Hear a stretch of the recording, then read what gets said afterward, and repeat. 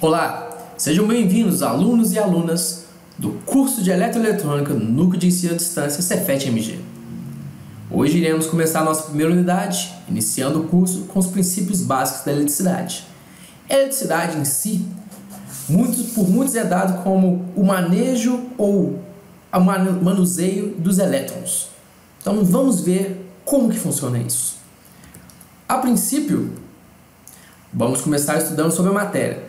Toda matéria que conhecemos é formada por moléculas. Esta que, por sua vez, é formada de átomos que são compostos por três tipos de partículas elementares: os elétrons, os nêutrons e os prótons. A estrutura atômica dada à frente, ela nos mostra que a eletrosfera é onde ficam armazenados os elétrons, circulando em volta do núcleo, e o núcleo é onde ficam os nêutrons e os prótons. O núcleo é constituído como uma parte central do átomo. Ele é compacto, maciço e muito denso, além de ser formado pelas partículas de maior massa. Então, praticamente toda a massa do átomo está dentro do núcleo. A eletrosfera é uma região onde os elétrons ficam girando ao redor do núcleo, sofrendo atração, e o núcleo fica atraindo esses elétrons, pois cargas diferentes vão se atrair, enquanto cargas iguais irão se repelir. A massa do átomo concentra-se praticamente no núcleo. Quando eu disse carga elétrica é uma propriedade que está ligada diretamente a certas partículas elementares que constituem o átomo.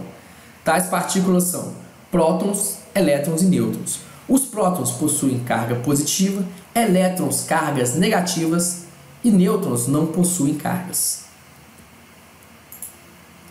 A unidade de medida adotada internacionalmente para medir das cargas elétricas é o Coulomb.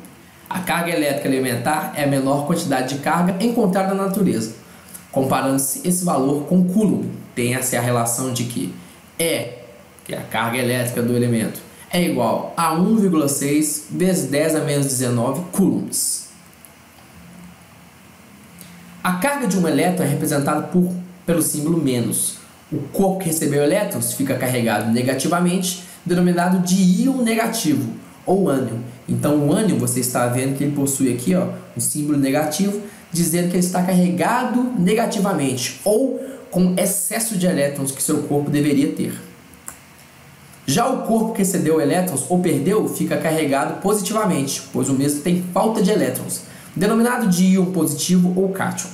Portanto, esse desequilíbrio de cargas leva os dois corpos a terem potenciais elétricos diferentes. Se formos comparar com elétrons, igual eu disse antes, que um elétron é repelido por outro elétron porque eles têm cargas iguais, e um próton é repelido por um próton porque eles também têm cargas iguais, se eu for comparar com um elétron, eu diria que o ânion irá repelir elétrons e o cátion irá atrair elétrons.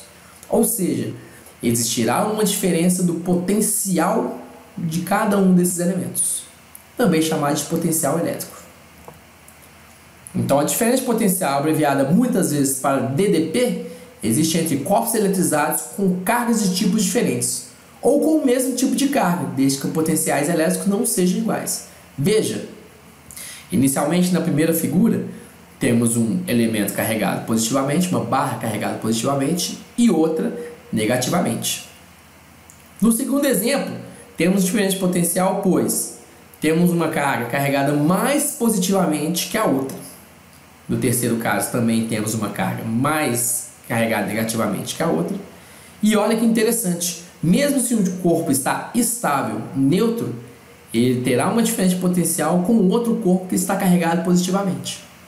Da mesma forma, se um corpo está carregado negativamente, existirá uma diferença de potencial com um corpo neutro. A diferença de potencial elétrico entre dois corpos eletrizados também é denominada de tensão elétrica, importantíssima nos estudos relacionados à eletricidade e à eletrônica. A tensão ou diferença de potencial entre dois pontos pode ser medida por meio de instrumentos. A unidade de medida de tensão é o volt, que é representado pelo símbolo V. A corrente elétrica, já no caso, é a movimentação ordenada de cargas elétricas no condutor. A intensidade da corrente elétrica pode ser determinada através da fórmula I, que simboliza a corrente elétrica, será igual à variação, esse delta aqui é de variação de cargas em coulombs dividido pela variação do tempo, quanto tempo se passou e quantas cargas se passaram nesse tempo por um determinado condutor. Aí você terá a sua resposta em ampere, que é no sistema internacional, a unidade de corrente elétrica é 1 ampere, é o ampere, e utilizaremos a letra I minúscula ou I maiúsculo para simbolizar a corrente elétrica. Para efeito de análise, a corrente elétrica poderá circular em dois sentidos: no sentido real, resultante do movimento de cargas negativas, e no sentido convencional, resultante do movimento de cargas positivas. Como sabemos que é o elétron que se movimenta ao redor do núcleo, nós sabemos então que o sentido real, na verdade, vai ser sempre o movimento de cargas negativas. Porém, o sentido convencional é utilizado pois os seres humanos começaram a aprender a ler da esquerda para a direita e de cima para baixo. Então fica mais fácil analisar o sistema assim. Resolver os problemas desse jeito. Para finalizar a aula de hoje, vamos ver o circuito elétrico em si. Temos uma pilha. A pilha, todos sabem que esse terminal de cima é positivo e o terminal inferior é o negativo. Então temos um potencial aqui positivo em cima, negativo embaixo. Existirá aqui uma diferença de potencial. Como dissemos antes, a corrente elétrica é a movimentação de cargas elétricas no condutor, será a movimentação, no nosso caso, de elétrons. Então, se o elétron está aqui embaixo e vê um ponto negativo, ele tende a ser repelido por ele, enquanto que durante o fio condutor ele será atraído pelo terminal positivo. Esse aqui, do negativo para o positivo, será o sentido real de circulação da corrente. Enquanto que, para a análise seria mais simples, já que aprendemos a ler da esquerda para a direita, de cima para baixo, sabemos que o positivo aqui irá repelir os elétrons, enquanto que o negativo irá atrair os prótons. Tá ok? Então, temos aqui, quando o elétron ele passa, ou quando a carga elétrica ela passa pela lâmpada, ela irá produzir um efeito nessa lâmpada, que é o efeito luminoso.